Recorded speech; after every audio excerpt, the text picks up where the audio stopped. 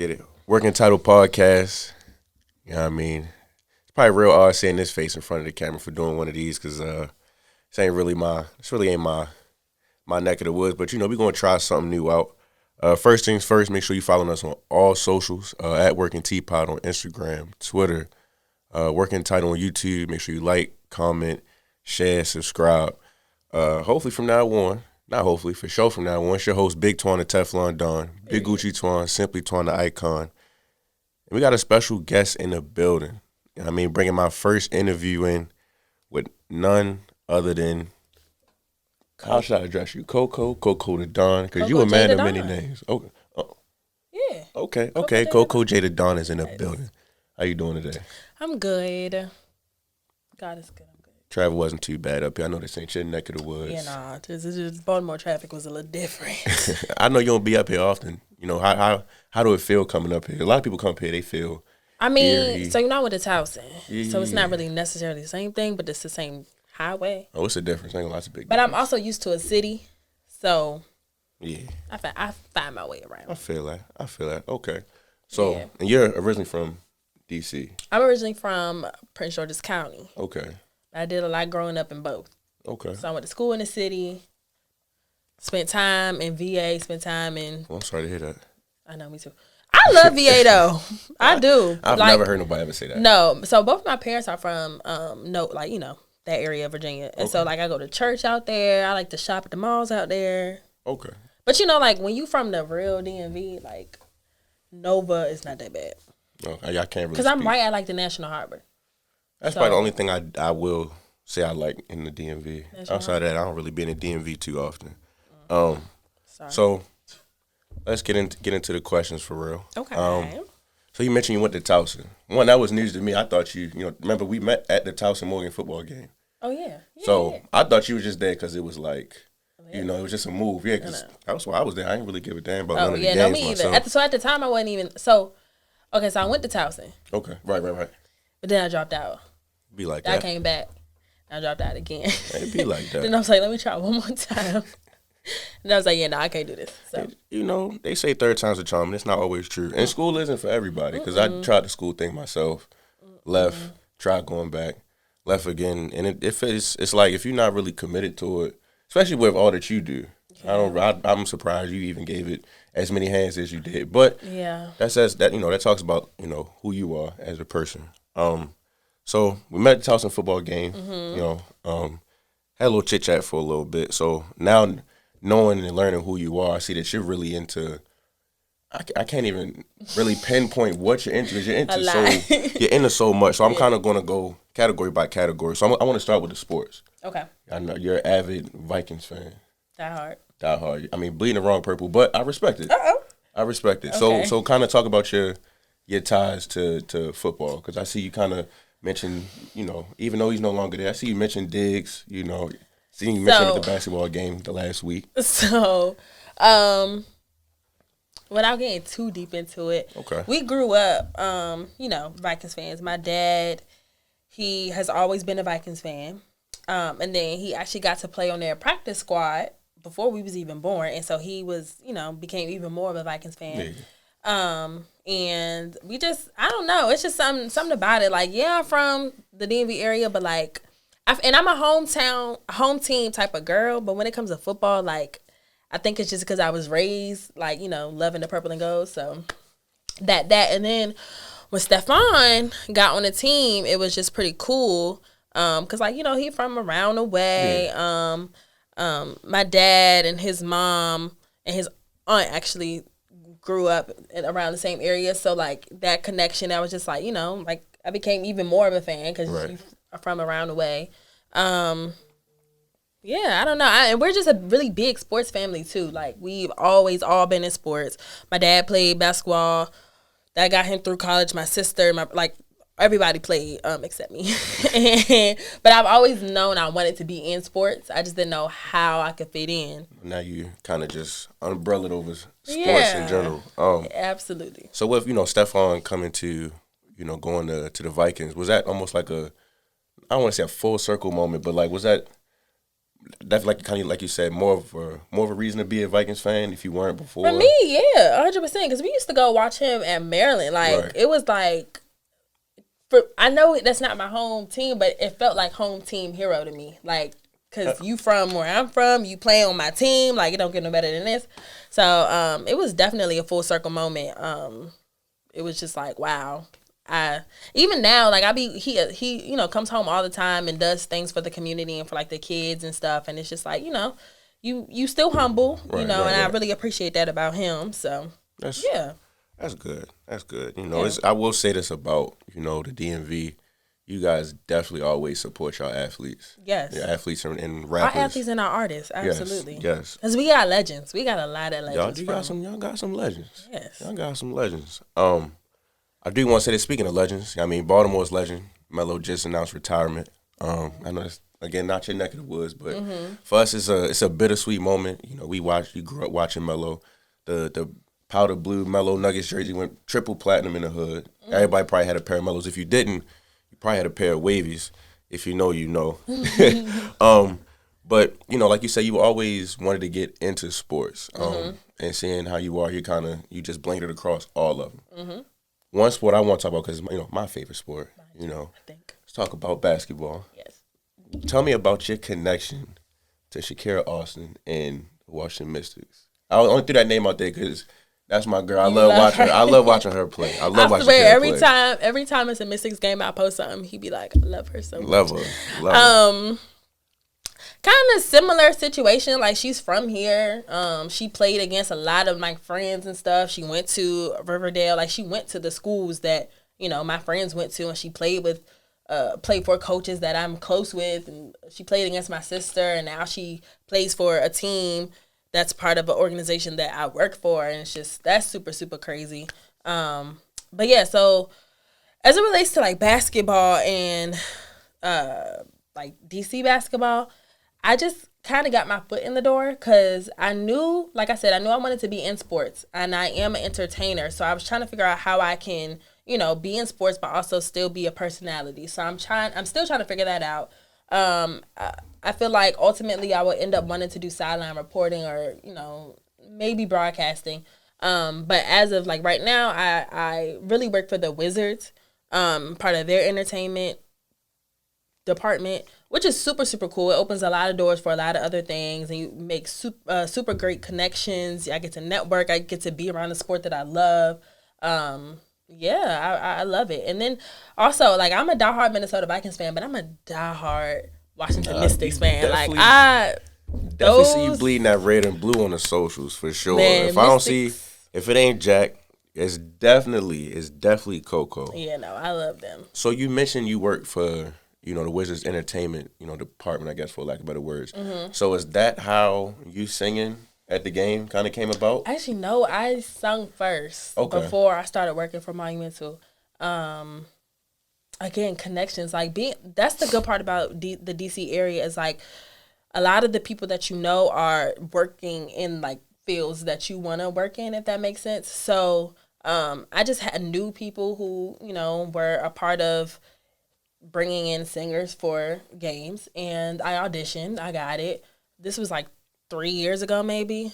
Okay. Yeah, because it was first year. Like, it was when they were in the bubble, like first year of the pandemic, and I had to do my first one on like, it was virtual, so I had to do. Oof. Yeah, it sucked. And then they finally let me come and do it in person. And then as I was there, I met the people who I work for now. Okay. Good. And you know, did my connections. My sister also works for the Mystics, so like she was another connection for me. And then now I'm a part of that department, so it's pretty cool. Okay. Yeah. Okay, so you know, you mentioned you kind of already had a singing background. Kind of talk about that, because I mean, your family did sports. Was music another thing that came, you know, from your family, or was that something that you just, oh, I like this, let me, you know, I like music, let me see this? So I feel like I was like, what is the phrase? What is it? The duck? Like the black sheep? The black sheep. Okay. I feel like I was a black sheep of the family because everybody did sports and I was into arts, entertainment, performance, whatever. So at a young age, I was raised in the church. So at a young age, we in the church, I was super, super bad. Like, I was a real badass kid. So they they wanted to put me into something that, like, because, okay, we were in the church, like, every day of the week, like, long hours. My dad was a deacon. They did marriage ministry. They did dance ministry, youth ministry. Like, they were a part of every ministry. So I was just always there. And I was bad. So they wanted to put me into something. So they put me in choir. And my choir director, Miss Princess, she gave me my first solo at 4. Sheesh. And I realized, like, whoa, I love this. Not just singing, but, like, being on stage. Like, I love, bringing joy to people. I love performing. Like, that's really where I found out, like, this is what I want to do. So at about 6 or 7, my parents put me in vocal and piano lessons. And that just strengthened, Oh, they saw the vision. Yeah. They saw the vision, okay. Because they knew, they would throw me, I have a lot of siblings. They would throw me balls and we would play soccer or football or paintball, anything. And I was just like, yeah, it's cool, but I'm not, I can't catch. So, they put me in a performing arts stuff. They put me in community theater. Shout out to Harmony Hall. And I just feel like everything grew from there. I ended up going to Duke Ellington School of the Arts for high school, which is a world-renowned performing arts school in D.C. It's the school that Dave Chappelle went to, who was also one of my heroes. And I feel like that opened so many doors for me as well. And then I went on to Towson. I got in their BFA program on a basically a full ride, which is really the reason I went. I never wanted to go to school, but once they gave me that scholarship, I was like, I guess I'll go. It didn't work out. It'd be like that. But I mean, on the bright side, it didn't come out of your pocket. That's true. That's the reason I went. I'm telling you, because I was like, I'm going to waste y'all money talking to my parents. I'm going to go up there. I'm never going to go to class.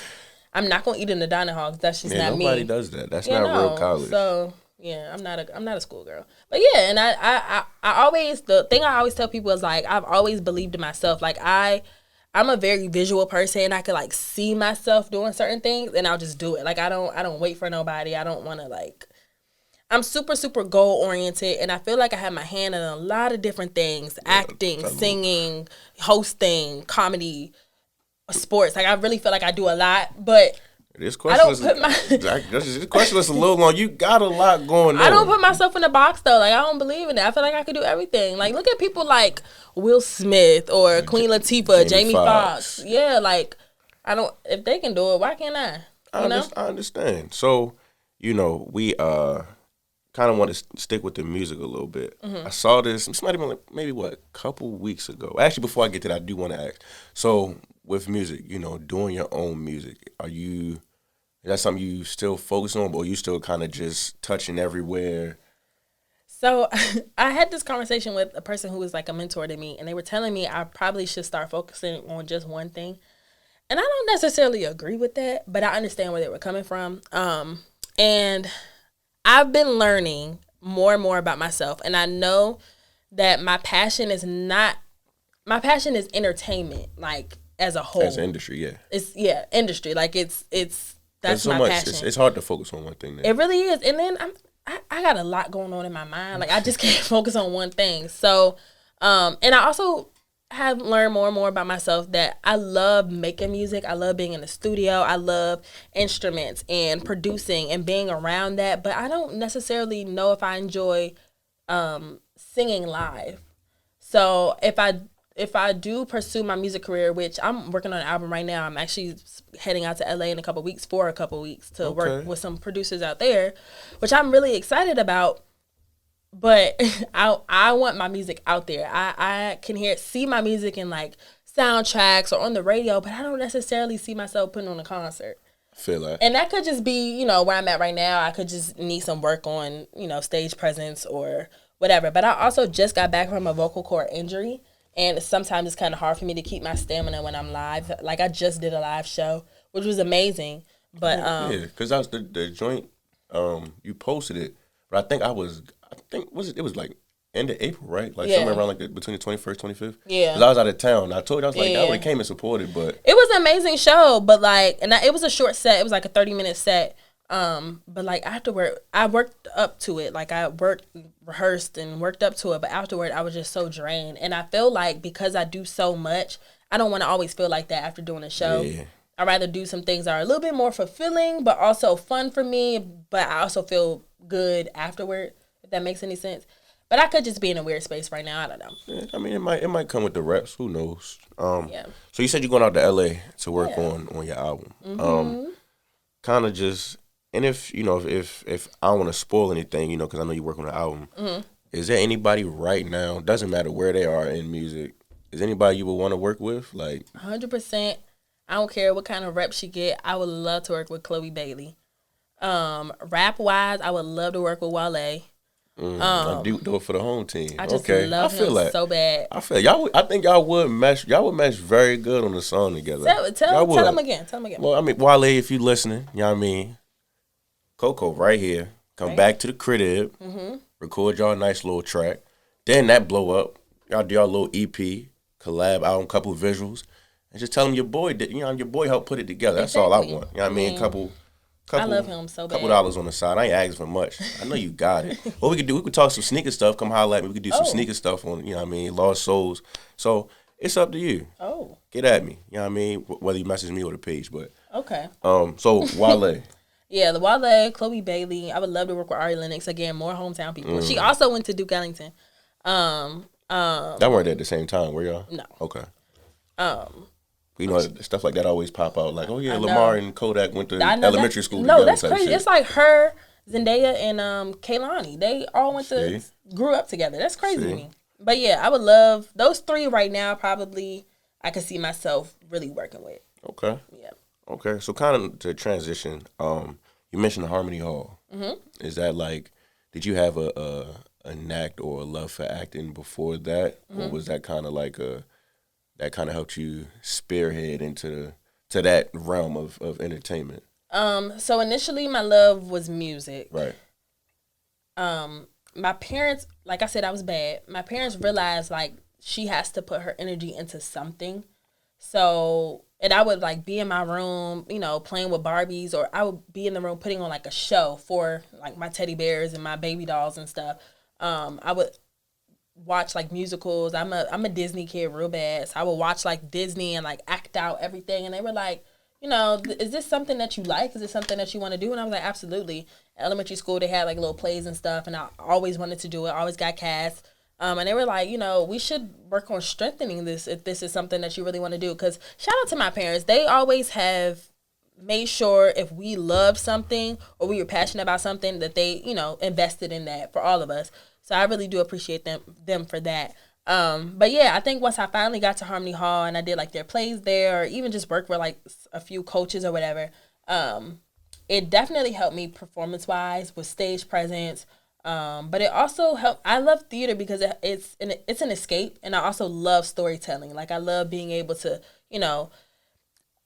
get out of my body and into somebody else's and tell a wonderful story, even if it's just for a little bit, even if it's just to, make somebody smile who's having a bad day. Like that's the part about theater and like cinema that I really love. Right. Okay. Yeah. So, we looked through the bio. Well, no, I did. Netflix.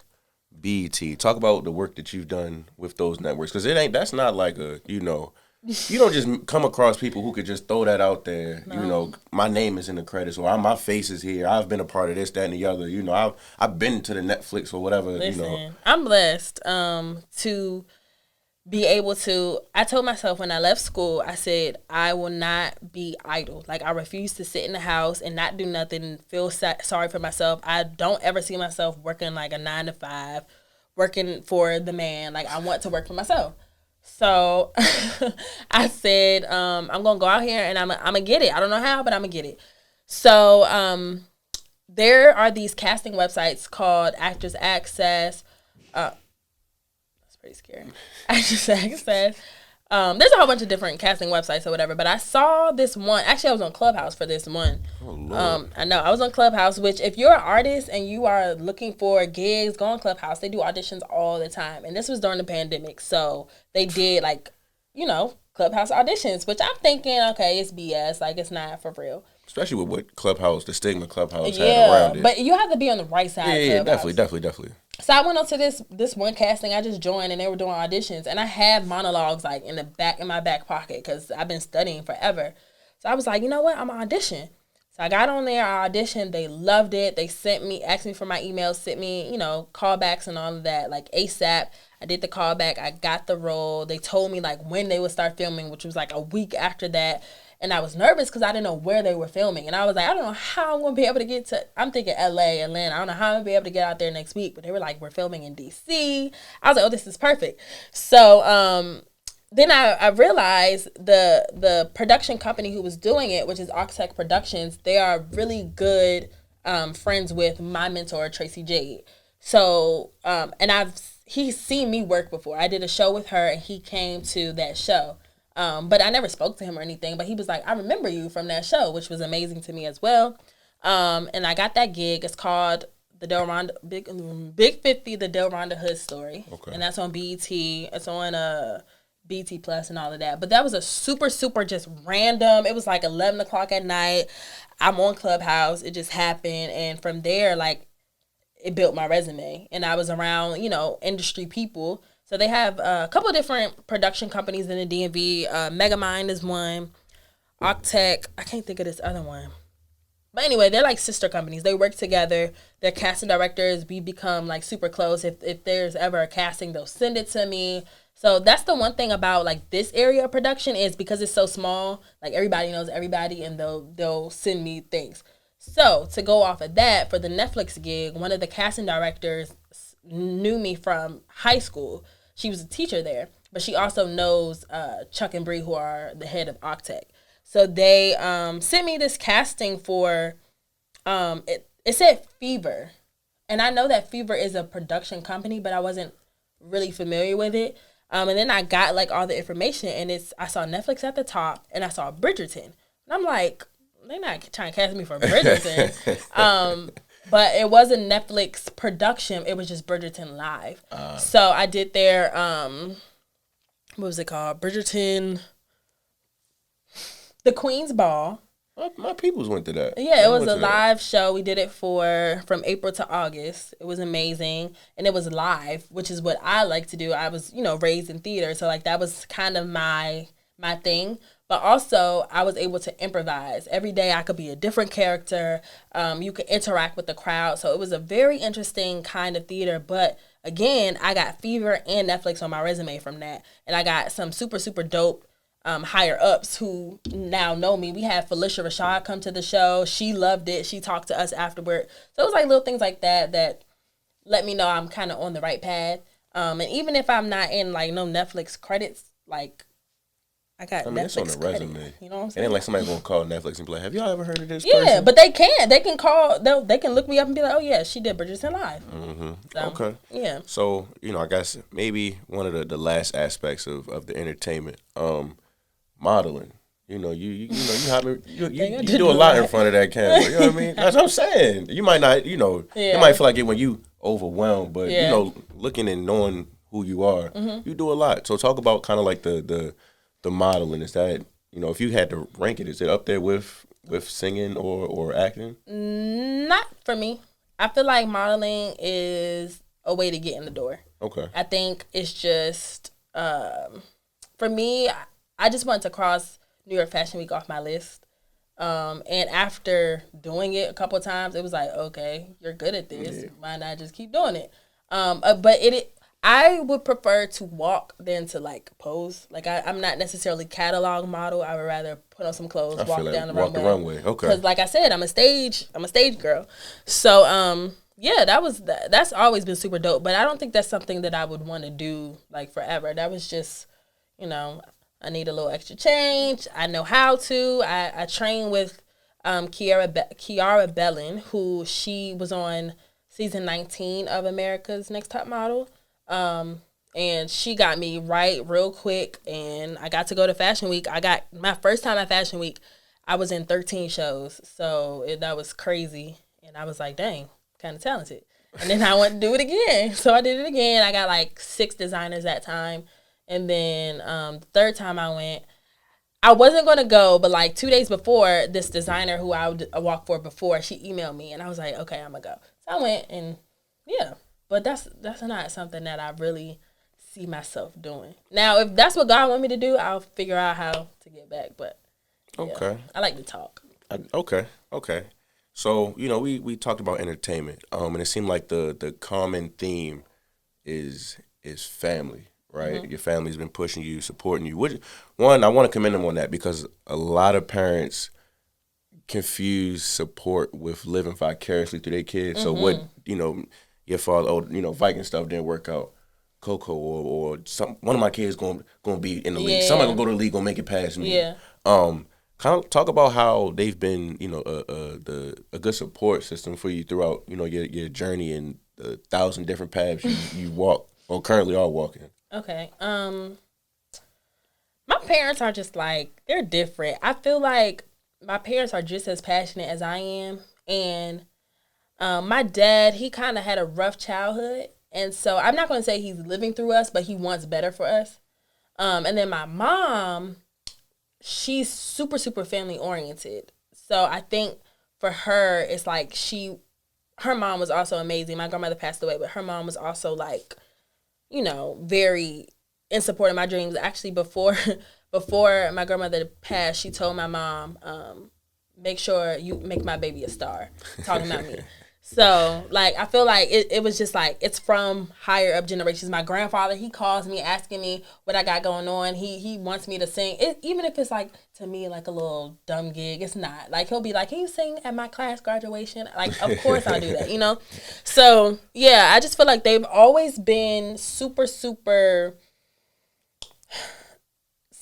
I feel like they're just as passionate about what we're passionate about, but they also instilled in us like if you're gonna do it, you're gonna do it. Like we're not gonna half-ass nothing.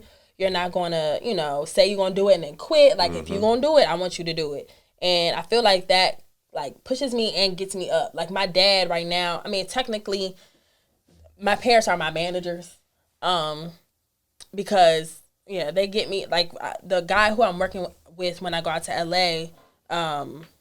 Well, I can't get into that, but he is through him, and Okay. they always are orchestrating things for me, always making sure I'm good. Asking me, have you worked on any monologues lately? Have you been to training lately? They're just always checking up on me. They love to listen to my music first. Even though neither one of them know anything about the arts, they're just super super supportive no matter what, and I really do appreciate them for that. But they also, I feel like they're just good parents. Like they instilled in us, what is the word? I guess good qualities. Like they're good people and Right. they make us good people. Oh yeah. That's good. That's good. So again, touching on the family part, because this seems to be the next what I'm about to ask next. They go hand in hand. So kind of talk about your faith and everything like that. Because a big pillar in religion is family.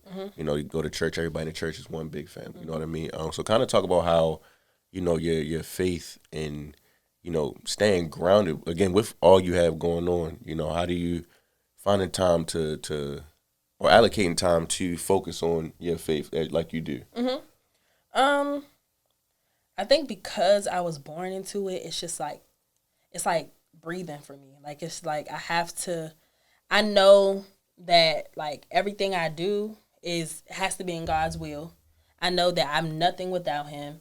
And then I've had some trauma growing up. Like I'm still young, but like I've been through a lot. Like at 13, I had a major heart surgery. And for me, if it was, I'll just tell the story. So, long story short, I was having terrible, terrible chest pains, and I'm a bit dramatic. So, and I'm a hypochondriac. So my parents was always like, okay, it's nothing. We was always at the doctor, and they take me to patient first. Finally, after weeks.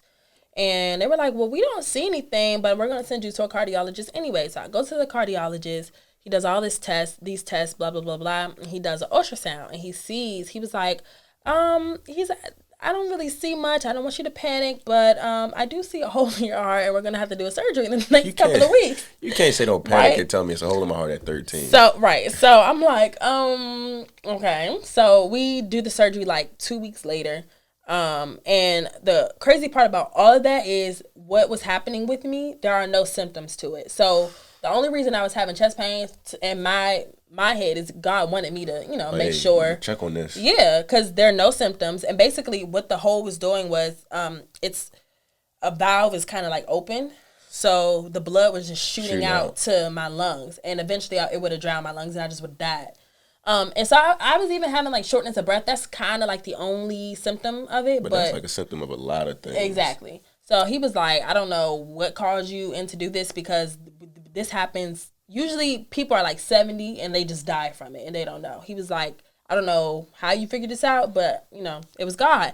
And I feel like ever since then, like I've just been like, I'm gonna lean into him and I'm gonna trust him because he gonna get me through no matter what. He's always with me. I've been in some crazy sticky situations and he always gets me out. Yeah. And then I feel like for me, he, what is the word? Opened my eyes to like my dreams. Like had I not been singing in the choir at 4 years old, who knows what I would have ended up doing? You know what I'm saying? Like, I don't know. I just feel like he's super, super good. He's always there. I don't know. I just love him. Good, yeah. Good. Yeah. So, besides the album, what we got next? What can we expect from you? Might not be near future, you know, might not be tomorrow, but you know. I don't know. Just hopefully. So I applied for this program called Rising Media Stars with LaChina Robinson, and she's a analyst and sports broadcaster for WNBA. So hopefully I get into her program. We find out June 1st, which I would love to do that. It's like a year, and they train us for broadcasting, sideline reporting, things like that. So I would love to do that. But in the meantime, I'm really grinding behind the scenes. Like I do a lot. Like I know it looks like I'm doing a lot, but like I really do a lot. So hopefully soon enough you'll be seeing me on Prime. You'll be seeing me, you know, just in different worlds. I got my hand and my foot in many different doors. I'm like you said, working on my album. What else am I doing? I'll be doing more hosting soon. I have a couple of different gigs coming up. I'm doing this Young Girls Conference in July. I'm doing a Juneteenth, hosting this big party, block party on Juneteenth. And then I'm doing something. Is that DC? One is in. That's a great question. It's all good. We'll figure that out. One is in DC, and then the women's conference is in somewhere in Maryland. Yeah. Okay. I'll be posting the flyers though. But yeah, all those are coming up. You know, I'm just getting more experience hosting around the city. I'm tapping into comedic acting because I know when I jump into film and television, that's what I want to do. So yeah, I'm just taking a ride, and if I see something I like, I'll just jump out. Okay. Yeah. Okay. Well, I think that's all I really had today. I appreciate you coming past. Appreciate you being my first interview. This is actually my, you know what I mean? You did good. I appreciate. I try. Let people know where they can find you. Y'all can follow me and find me on Instagram and Twitter and TikTok at It's Coco J. Yeah, definitely follow that TikTok because I'm trying to get to 30K. I love TikTok real bad. That's another place where I learned and grew a lot too, was TikTok. I got some dope supporters on there who love my crazy content because, you know, yeah. So, yeah, definitely follow me on there. You can find all my music on all platforms. It's Coco J, and my album is called Talk Sick. I have a couple different singles and EPs out, and then stay tuned for more. All right, Coco da Don. I'm sorry, Coco J da Don. I'm sorry, I don't mean to. Listen, I just came back from a wedding. I got a lot going on. Today? Yeah. Nah, yesterday. Oh. Yeah, shout out my boy Greg. Great. Let me see. We gonna wrap this thing up again at Working Teapot on all socials: Instagram, Twitter, Working Title on YouTube. My socials, I'm sure y'all know who I am, but if not, _Louis Vuitton. Y'all can find me on. That's Twitter. I took the underscore out of my name on Instagram.